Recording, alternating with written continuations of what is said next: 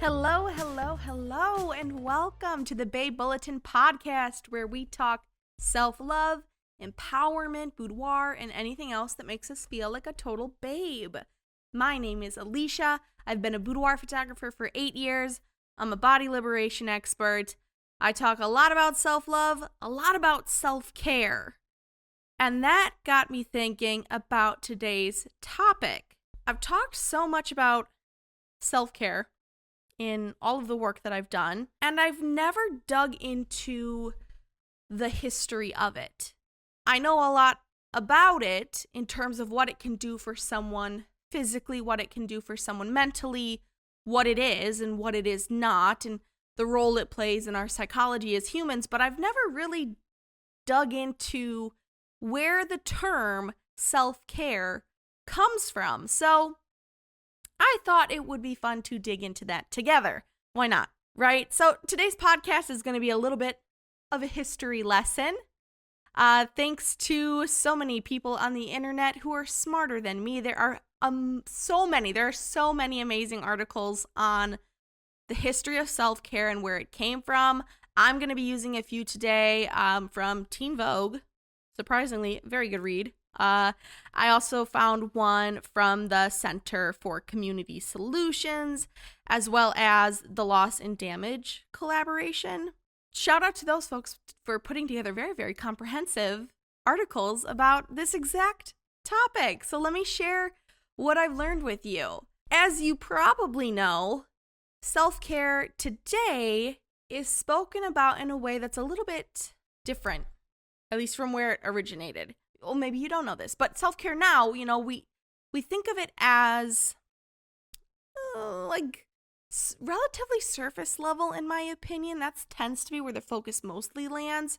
So bubble baths, face masks, going and working out in your new Lululemon, that kind of thing. And that is self-care. I'm not trying to say that it's not.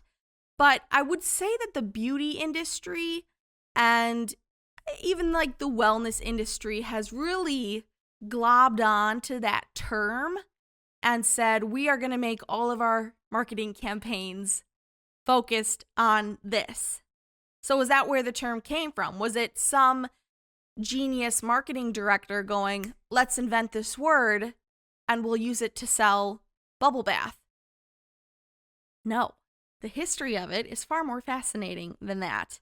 And we got to go all the way back to the 1950s to see where it originated and then how it has changed since then. So the idea of self-care dates back to the 1950s.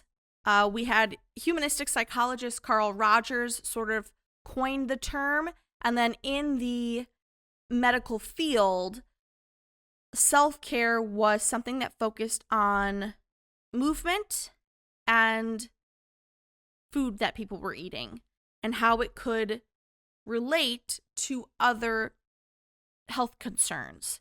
And really, folks like doctors and nurses were focused on self-care in regards to patients who were institutionalized, who had mental health problems, or who were older and required long-term care.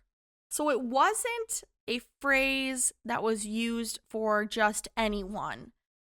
The focus was really on folks with mental health issues and folks who were going to require long-term care from another person. And the idea was that these doctors and nurses wanted to cultivate a sense of self-worth through acts of care and preservation. So that's where this whole idea sort of starts. Awesome. We love it. Then what happens? Well, time goes on. Self-care becomes more popular in the 1960s. And then it becomes this very, very powerful idea within the civil rights movement, particularly within the Black Panther Party. I did not know this. This was like news to me, that this is where the term self-care really starts to become like a thing. it's because of the Black Panther Party and the way that they used it. They saw self-care as a tool to sustain themselves in the very, very, very long fight for freedom and liberation of marginalized communities. Olivia Groves, who wrote a very good blog on the history of self-care, she states that the Black Panthers were using this as a radical form of self-care. So they were using radical self-care, and it played this very critical role in sustaining both the emotional and the mental health of the members of the party as they fought for the rights and justice of Black Americans. The development of tools to support the mental health and the well-being of Black communities, it was essential. Like, they were lacking basic healthcare. They were lacking access to social services. And when they even did get healthcare and things like that, there was so much racism that it wasn't proper. It certainly wasn't fair. So they turned to community care and self-care. Angela Davis and Erica Hudgens, who were both like trailblazers and former Black Party leaders, hopefully you recognize those names. When they were incarcerated, they developed mindfulness techniques, or rather they adopted mindfulness techniques and movement like yoga and meditation, which I think is still pretty common today. You might even be practicing those as your own form of self-care. But what they did once they got out of their incarceration, they championed that with their community. They saw the power of proper nutrition and physical movement as a way to preserve someone's mental health while also navigating all of this inequity and sociopolitical bullshit. And they would actually go to recreational centers in Brooklyn and in Oakland, and they created wellness programs for adults and children at those centers. Activism can lead to burnout fairly quickly. So it was incredibly smart and wise for the Black Panthers to put self-care at the forefront of what they were doing, to teach their members how to care for themselves so that they did not become burnt out, so that they could continue fighting for the rights of Black Americans and other marginalized groups. This wasn't something that was viewed as a luxury. I think today it kind of is, at least especially when it's being marketed. Self-care is a luxury. And that's not how they saw it. It was a technique for self-empowerment to continue to fight for social injustices. And that is really, really badass.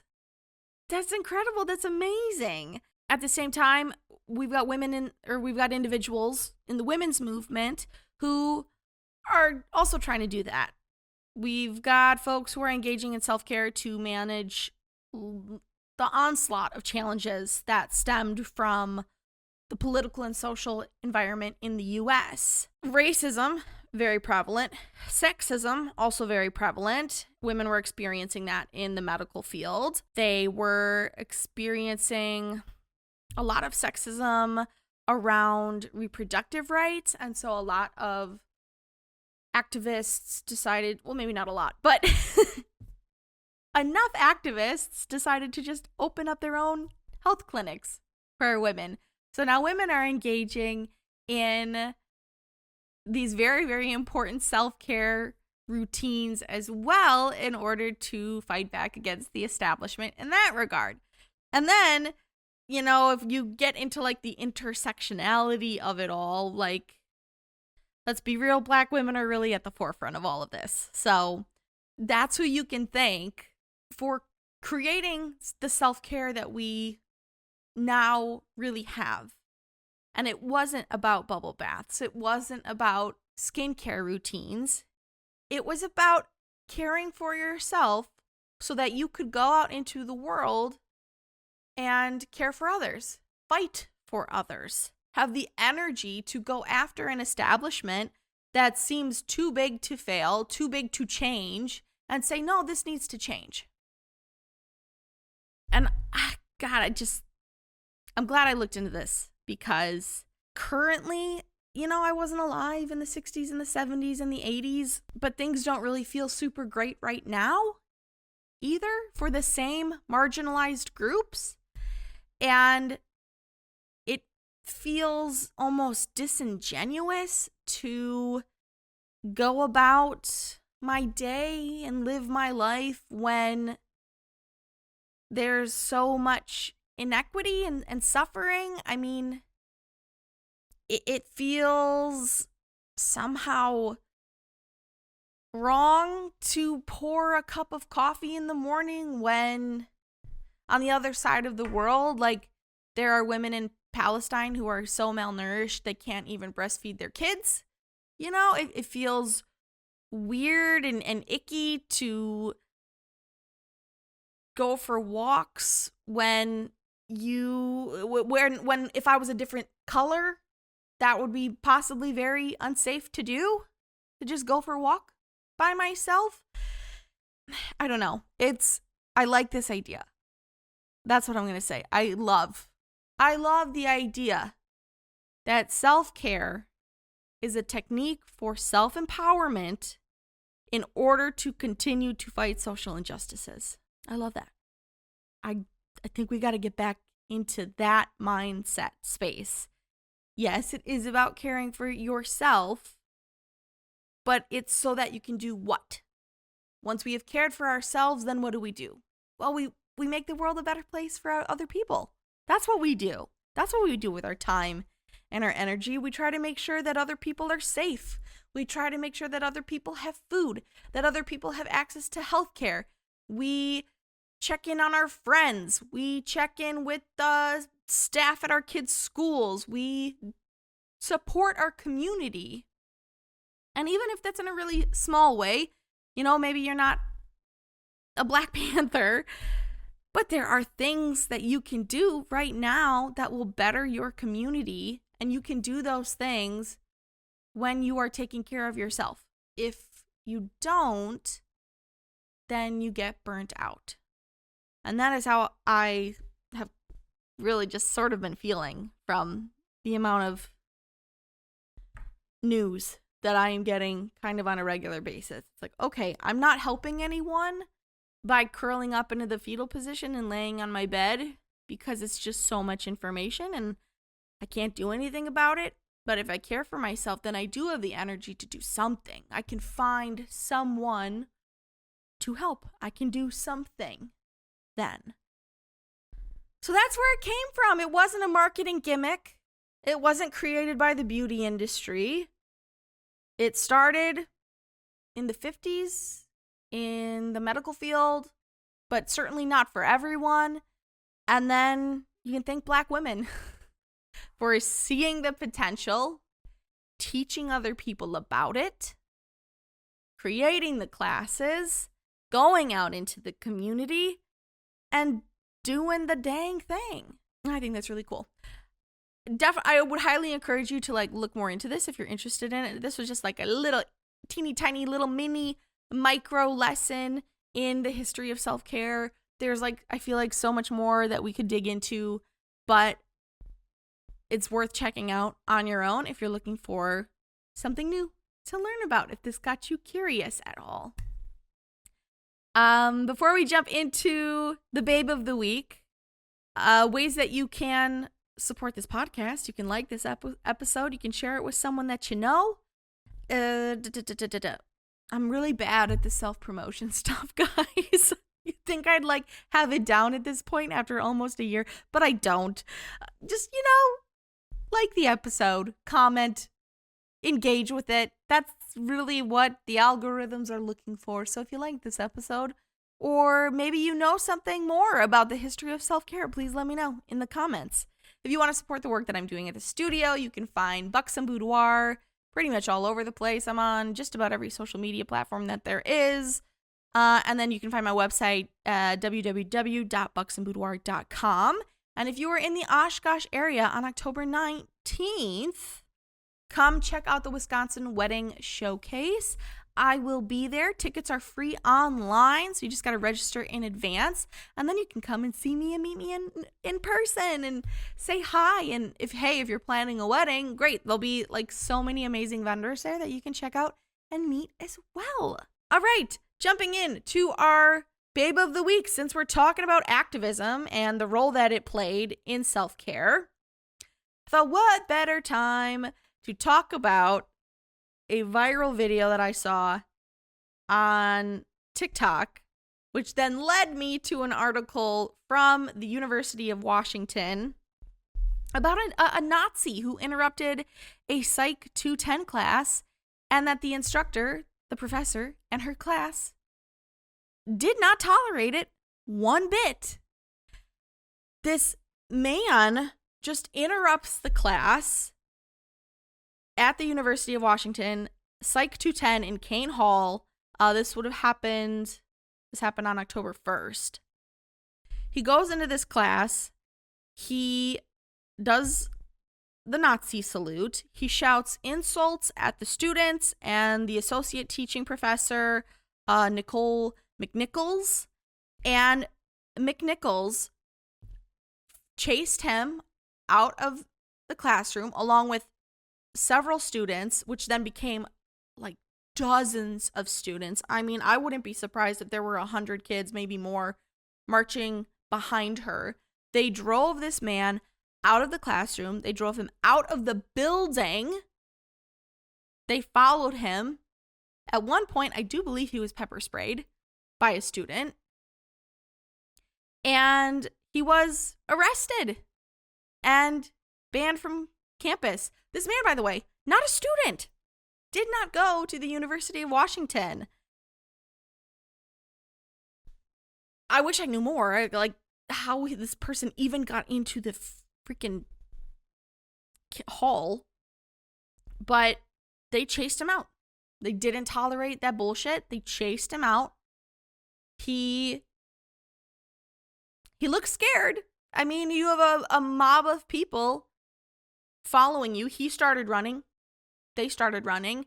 They didn't let it go because they wanted to make sure that he got caught, I guess, arrested, and he did. So there are going to be criminal charges facing him, and that's what kind of gives me hope. Seeing people not tolerate that, seeing people fight against it, seeing people literally chase a Nazi out of their school. And it could have ended, a different way. This person didn't go to this school. This is just a man nobody knows doing the Nazi salute at a school. Is could have gone very, very different. But that professor and her students were incredibly brave, and they chased him out. And I think that's really freaking cool. I think doing stuff like that makes you a total babe. So I am giving Psych 210 at the University of Washington. All of you are my babes of the week. Keep doing stuff like that. That's awesome. All right. Well, thank you so much for listening. Hopefully this was a short one, but a good one, and you learned something new, I guess. I mean, I learned something new. And remember to be kind to your body. Your body is a good body. And get out there. Advocate for your community. Go help somebody today, okay? And I know you can do it because you're practicing self-care. And if you're practicing self-care, then you've got the energy and hopefully the time and the abilities, hopefully, to go and help someone else in your neighborhood, in your community, in your world. Go out there and do it. It's awesome. Let's do it together. Okay, bye.